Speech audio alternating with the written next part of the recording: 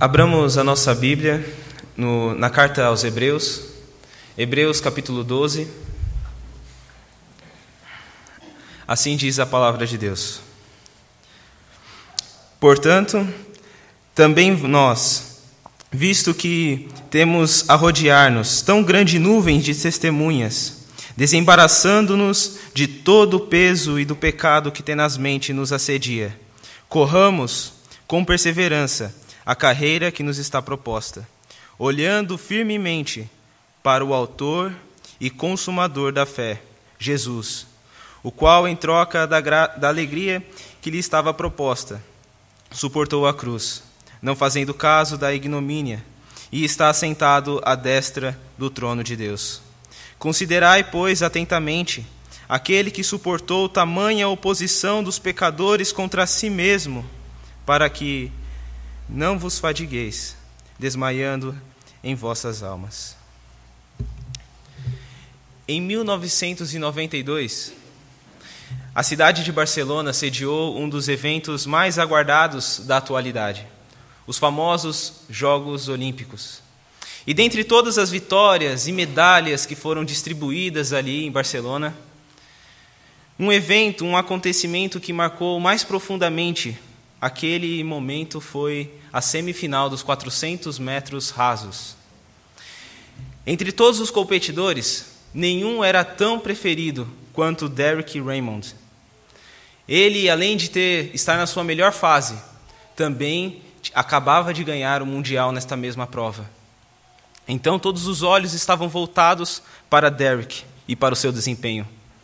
Por isso, ele certamente teve todo o preparo e todo o equipamento necessário para fazer aquela prova perfeita. Tudo pronto? Então é dada a largada. Derek dispara e, a cada passada, o tão esperado ouro parece estar mais e mais próximo. Porém, 250 metros depois da largada, todos os sonhos desse atleta são frustrados. Quando um tendão da sua perna se rompe, ele vai ao chão. Ele vê a Olimpíada acabada. A sua carreira como atleta também. Entretanto, o que marcou esse momento na história das Olimpíadas não foi o seu choro, mas foi a sua perseverança. Porque esse atleta, ele, mesmo com muita dor, levanta e, tropeçando, caminha e caminha até o final da corrida, fazendo com que mais de 65 mil pessoas vibrassem com a sua persistência até a chegada. Realmente a perseverança desse homem é algo admirável. Continuar o trajeto que lhe era proposto, apesar das muitas dificuldades o empurrarem para baixo, é algo impressionante. Assim encontramos nessa história um paralelo com o nosso texto, que nos chama a continuar perseverando no caminho. Esse texto é como uma voz que nos chama a continuar correndo com perseverança, até o fim, até a chegada. Uma perseverança que foi tratada no capítulo anterior de Hebreus, no capítulo 11, através dos heróis da fé, homens e mulheres que continuaram correndo, como Abel, que ofereceu um sacrifício aceitável ao Senhor, Enoque, Noé, Abraão e tantos outros que foram testemunhas de uma fé verdadeira. Homens e mulheres dos quais o mundo não era digno. Todos eles perseveraram no caminho da fé. E hoje nós, povo de Deus, família de Deus, lembraremos como nós também devemos continuar a corrida, como devemos perseverar. E toda essa ênfase na perseverança não é uma característica apenas destes 2 capítulos de Hebreus, mas toda essa carta tem como tema a perseverança. E para entender todo esse tema, nós precisamos fazer 2 perguntas. A primeira é: qual o contexto dos primeiros a serem alertados sobre a perseverança? Qual o contexto deles? Não nos interessa saber tanto quem são eles. Provavelmente eles eram judeus recém-convertidos ao cristianismo, mas nós não nos interessamos tanto nesse ponto, mas sim o que eles passavam. Eles passavam por um momento de grande perseguição, e por isso muitos deles pensavam em retroceder, como se isso fosse possível, voltar à facilidade da incredulidade. Ou seja, fortes ventos de apostasia atraíam os judeus convertidos. Portanto, fica claro o motivo pelo qual o autor envia uma carta tão incisiva quanto sobre a perseverança. Ao mesmo tempo, também fica claro como a carta aos Hebreus transmite essa mensagem, uma mensagem que também é extremamente atual, pois nós também vivemos em um momento de grande apostasia. A segunda pergunta é: por que devemos perseverar? Qual a razão de não retroceder? A razão apresentada por Hebreus é que Jesus Cristo é supremo. A supremacia dele é absoluta e não tolera desafio ou competidor. Seja de anjos ou humano, a aliança que é inaugurada nele é superior a qualquer outra anterior. Também o seu sacrifício é maior do que aquele oferecido no templo. O propósito da revelação do Antigo Testamento era revelar a ele que é a imagem perfeita do Pai Celestial. Sendo assim, toda a carta aos Hebreus mostra que Cristo é superior. Sendo assim, toda esta carta mostra como é loucura tentar retroceder desta verdade ou relativizá-la. Por isso, meus irmãos, diante da superioridade de Cristo, veremos hoje a urgente necessidade de continuar correndo com mais firmeza, foco e fôlego.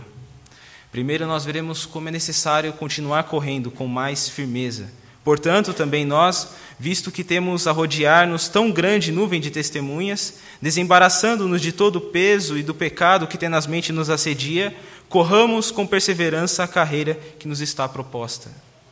Meus irmãos, o nosso texto começa com uma forte conjunção, que liga os dois momentos da carta, o momento anterior com este momento.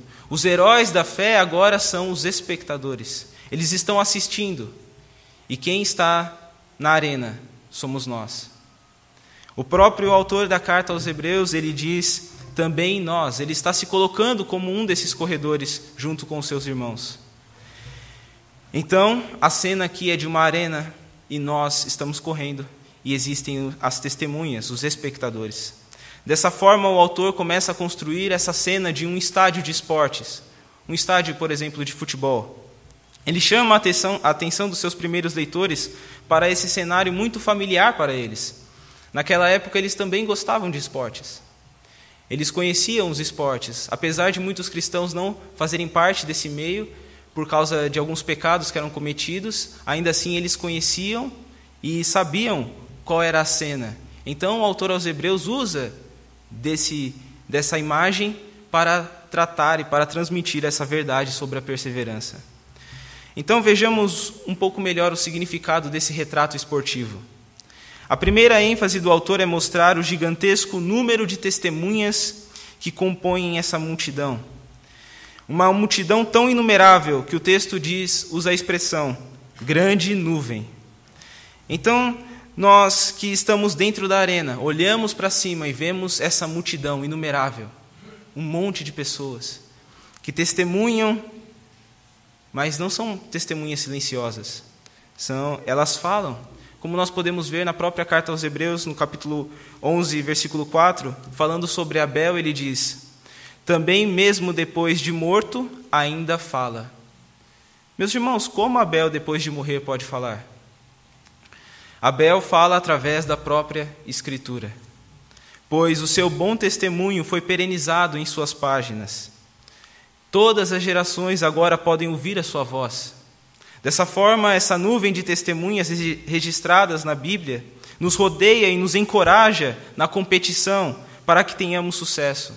Isso significa que toda vez que nós lemos a palavra de Deus, nós estamos ouvindo as testemunhas que correram antes de nós. Persistindo na metáfora da pista de corrida, vemos que diante dessa grande galeria de testemunhas é importante que corramos bem. E como fazer para correr bem? Nós precisamos nos desembaraçar de todo o peso. Segundo um famoso comentarista, ao fazer tal solicitação, o autor aos Hebreus está olhando para a roupa que nós vestimos e a condição física que nós estamos. E ele está olhando para esse cenário da vida espiritual e está falando que nós muitas vezes usamos as roupas inapropriadas e nem sequer lutamos para perder o peso para a corrida de Cristo. Mesmo tendo a graça de Deus para não resistir ao pecado, ainda assim o pecado vem tenazmente e nos assedia. Ou seja, o pecado vem e nos distrai da nossa tarefa. Mesmo diante do exemplo dos heróis da fé, nós insistimos em correr com aquilo que nos faz mais lentos. Sendo assim, a imagem que temos aqui é de um atleta que está sem preparo e distraído de sua tarefa por causa da carga muito maior que ele tem de carregar do que ele pode suportar. Por isso, urgentemente é necessário que nós nos desvencilhemos dos entraves desse mundo para que nós possamos competir a corrida de Cristo. E a pergunta que fica é: quais são precisamente esses entraves? Provavelmente o autor aqui ele não tem em vista um pecado específico, um pecado atual. Ele está olhando sim para a fonte do pecado, ou seja, a nossa própria cobiça. Aquele pecado que comanda a lista entre as transgressões do homem.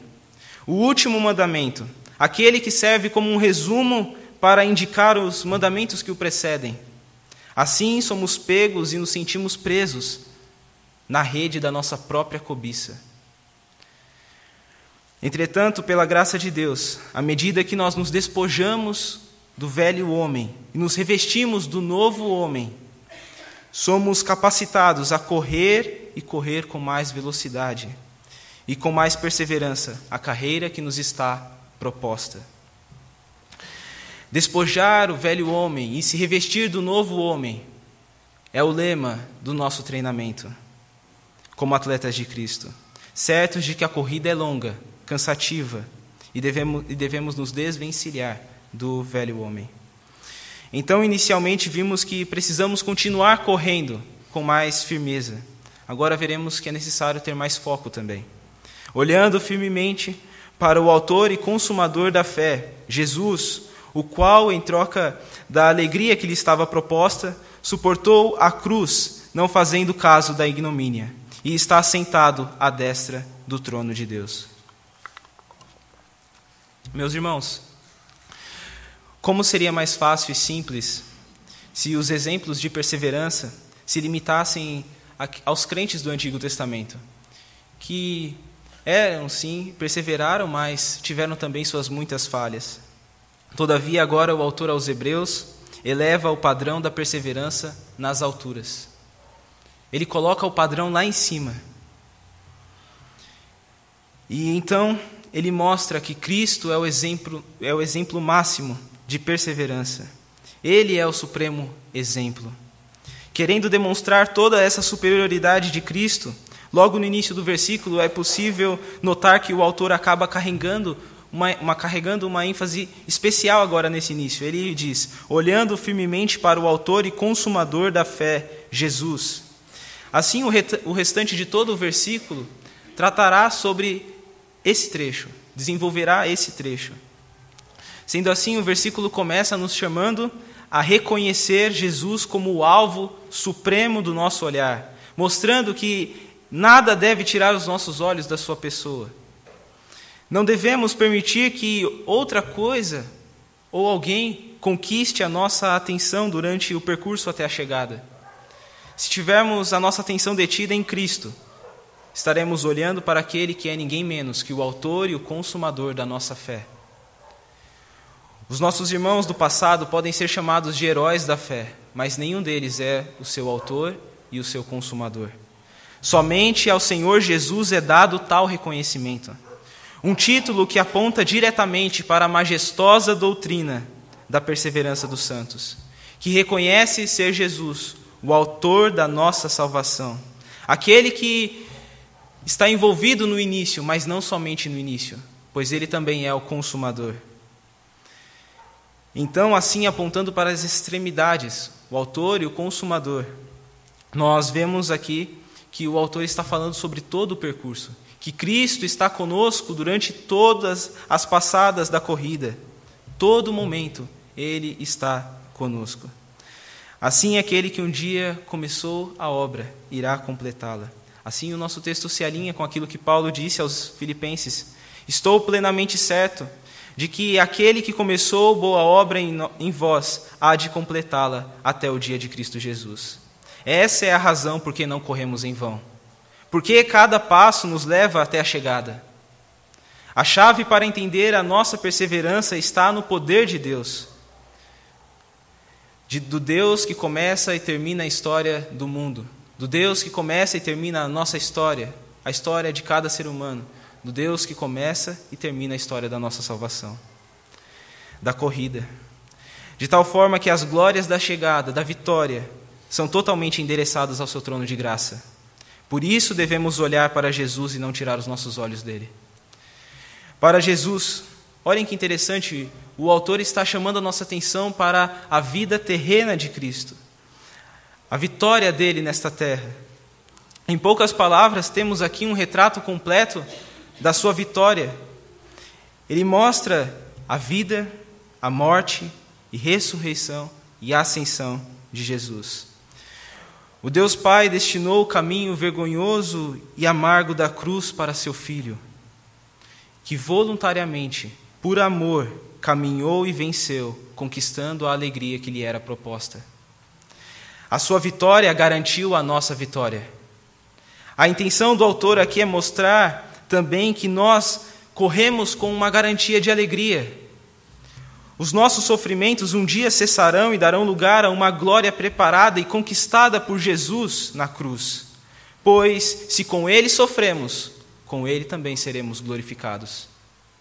Assim, a corrida sofrida e vitoriosa de Jesus é tanto a garantia quanto o modelo, o padrão para a nossa corrida. Cristo é o supremo atleta. Corremos como sombras das suas passadas, inspirados e amparados pelos benefícios conquistados por ele na cruz, e cientes de que ele intercede por nós, à destra de Deus, como vitorioso. Então, se a pergunta for, por que nós perseveramos apesar dos sofrimentos? A resposta é, porque Jesus persevera. Ele persevera no passado, hoje e sempre. Então, nós devemos continuar correndo, sempre com mais firmeza, com mais foco. E agora veremos como é necessário também ter mais fôlego. Considerai, pois, atentamente aquele que suportou tamanha oposição dos pecadores contra si mesmo, para que não vos fadigueis, desmaiando em vossa alma. O último versículo desse nosso curto parágrafo está se entrelaçando mais intimamente com os leitores desta carta. Ele começa nos chamando a discernir cuidadosamente. E isso mostra a necessidade que temos de pensar, repensar e meditar, aprender, comparar cuidadosamente durante toda a corrida. Toda a corrida. Então ele mostra essa necessidade com o verbo considere, que significa literalmente raciocinar com rigor, com completude. Um verbo que era utilizado naquela época com um fim matemático, de tirar a soma das coisas, de comparar uma coisa com a outra. Ou seja, somos chamados aqui a analisar e meditar cuidadosamente o exemplo de Cristo. E esse início desse terceiro verso é ainda intensificado por uma conjunção que está dizendo basicamente que nós temos que olhar para Cristo de todas as formas possíveis, aprender com Ele das mais variadas formas, porque o seu exemplo, ele é completo, ele nos nutre, ele nos traz fôlego. Então é isso que significa considerar atentamente. A continuação do texto revela que devemos considerar atentamente aquele que suportou tamanha oposição dos pecadores contra si. A ideia aqui é de que nós precisamos considerar a oposição que Cristo enfrentou. E nós sabemos que ela não foi fácil.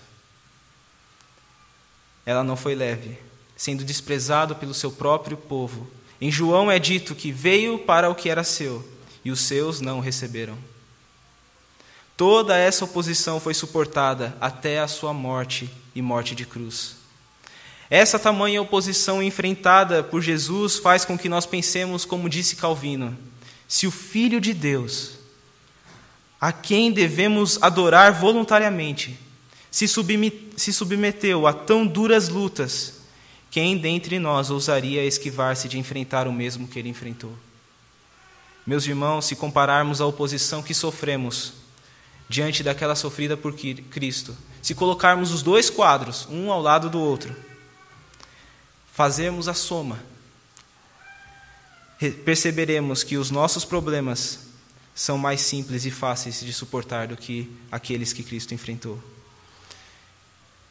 Sentiremos vergonha porque nós cansamos tão fácil diante dos sofrimentos. Por fim, o nosso texto termina mostrando que o propósito ou resultado de discernirmos a respeito de Jesus é o ganho de fôlego. Ele diz: para que não vos fadigueis, desmaiando em vossa alma. Pensar no sofrimento de Cristo, que Cristo passou para nos salvar por amor, renova a nossa força e nos dá coragem para completar a corrida que nos está proposta.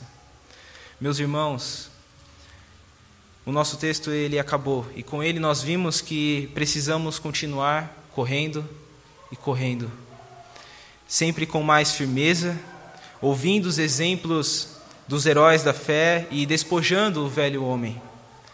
Também com mais foco, olhando sem distração para o autor e consumador da fé, Jesus, o supremo exemplo de perseverança.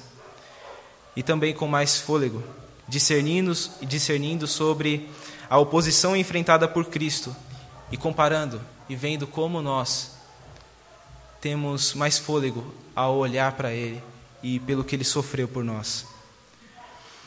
Meus irmãos, a corrida cristã é longa e desgastante, cercada por muitos opositores e desafios. Por isso, não há espaço para orgulho e prepotência. Nós não corremos sozinhos. Nós devemos entender isso. Nem somos os primeiros a encarar a corrida da fé, mas existe uma inumerável multidão de testemunhas, pessoas que pela graça de Deus correram e estão perenizadas nas páginas das Escrituras para nos incentivarem e testemunharem como é necessário continuar correndo.